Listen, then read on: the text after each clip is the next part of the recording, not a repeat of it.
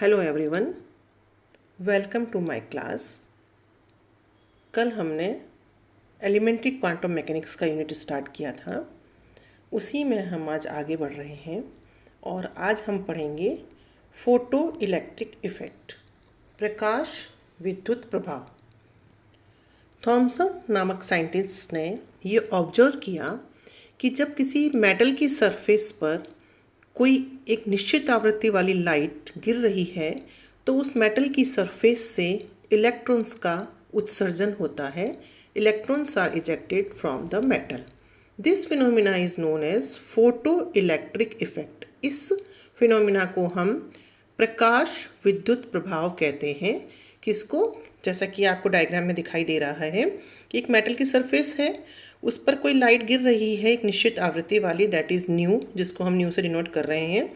तो एक लाइट गिर रही है एक निश्चित आवृत्ति वाली और वह क्या कर रही है, उस मेटल की सरफेस से इलेक्ट्रॉन्स का उत्सर्जन कह रही है। And this effect is known as photoelectric effect.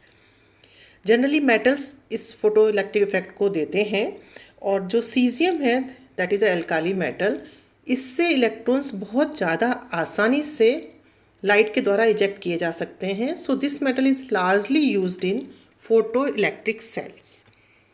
Now after the study of photo electric effect कुछ ऑब्जर्वेशंस बनाए गए, देखे गए।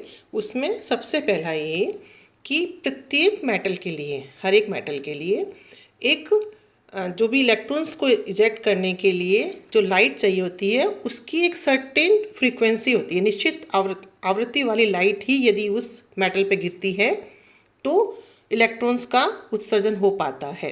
And this is known as threshold frequency. इसको हम देहली आवृत्ति कहते हैं, जिसको हम न्यू ज़ीरो से डिनोट करते हैं। मतलब जो लाइट है वह थ्रेशोल्ड फ्रीक्वेंसी वाली होगी, तभी वो उस मेटल से इलेक्ट्रॉन्स का इजेक्शन कर पाएगी।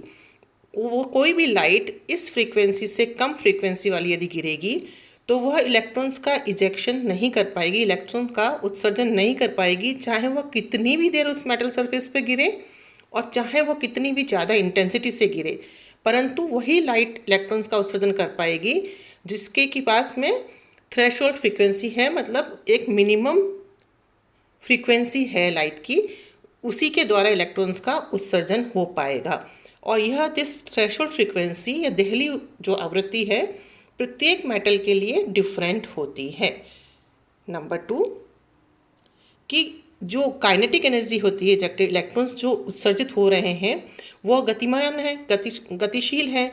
तो जो इलेक्ट्रॉन्स इजेक्ट हो रहे हैं उनकी जो काइनेटिक एनर्जी है that is independent of the intensity of light. वह लाइट की तीव्रता पर निर्भर नहीं करते हैं, परंतु वह धातु की प्रकृति पर निर्भर करती है। काइनेटिक एनर्जी जो इलेक्ट्रॉन्स की है वह धातु की प्रकृति पर निर्भर करती है कि उसकी नेचर किस तरीके का है। एंड नंबर 3 कि हमारी इस मेटल सरफेस पे जब लाइट गिर रही है तो number of electrons ejected from the metal surface, जो मेटल सरफेस से इलेक्ट्रॉन्स का उत्सर्जन हो रहा है वो किस पर निर्भर करता है? वो किस पर निर्भर कर रहा है? That depends upon the intensity of incident radiation. जो लाइट गिर रही है उसकी इंटेंसिटी पे डिपेंड कर रहा है कि कितने इलेक्ट्रॉन्स का उत्सर्जन होगा।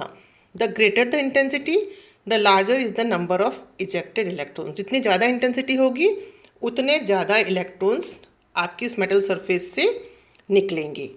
तो ये हमारे कुछ ऑब्जर्वेशंस हैं जो बनाए गए हैं उसके फोटो इलेक्ट्रिक इफेक्ट को देखने के बाद में। और ये कहा गया कि फोटो इलेक्ट्रिक इफेक्ट को हम क्लासिकल वेव थ्योरी के द्वारा नहीं समझा पाए, इसको समझाने के लिए हमें क्वांटम थ्योरी का ही उपयोग करना पड़ा। और you can say we could explain this photoelectric effect with the help of quantum theory only. Quantum theory के अनुसार क्या कहा जा रहा है कि जो ये लाइट है जो गिर रही है मेटल सरफेस पर, इसमें क्या है, इस लाइट के अंदर बंडल्स ऑफ एनर्जी हैं जिनको कि हम फोटोन्स कह रहे हैं। जो लाइट मेटल सरफेस से गिर रही है उसमें बंडल्स ऑफ एनर्जी है जिसको हम फोटोन्स कह रहे हैं। और ये जो फोटोन्स है ना, जिनकी जो एनर्जी है that is equal to h nu. और इस एच न्यू में न्यू किसको डिनोट कर रहा है? फ्रीक्वेंसी ऑफ लाइट को। और जब मैंने photon of light of frequency new zero that is threshold frequency, H new frequency वाले बंडल्स हैं, फोटोन्स हैं। तो एच न्यू फ्रीक्वेंसी वाले फोटोन्स गिर रहे हैं, और जब कोई फोटोन जिसकी फ्रीक्वेंसी एच न्यू जीरो है, सॉरी जिसकी फ्रीक्वेंसी न्यू जीरो है, दैट इज थ्रेशोल्ड फ्रीक्वेंसी है, दहली आवृत्ति है, वो जब किसी मेटल पर गिरता है तो क्या हो रहा है, इलेक्ट्रॉन्स का इजेक्शन हो रहा है। ये अपनी एनर्जी उस इलेक्ट्रॉन को दे देता है, और इलेक्ट्रॉन जो है वह अपने नाभिकीय आकर्षण से टूट जाता है, अलग हो जाता है, और इलेक्ट्रॉन का उत्सर्जन हो जाता है। Thus we can say that each photon can eject one electron, प्रत्येक फोटोन एक इलेक्ट्रॉन का इजेक्शन कर सकता है। नाउ अब यदि हम मान रहे हैं कि suppose the frequency of light falling on a metal surface is higher than the threshold frequency, जो थ्रेशोल्ड फ्रीक्वेंसी का यदि गिर रहा है कि लाइट यदि गिर रही है मेटल सरफेस पर, तो एक इलेक्ट्रॉन का इजेक्शन हो गया एक फोटोन के द्वारा।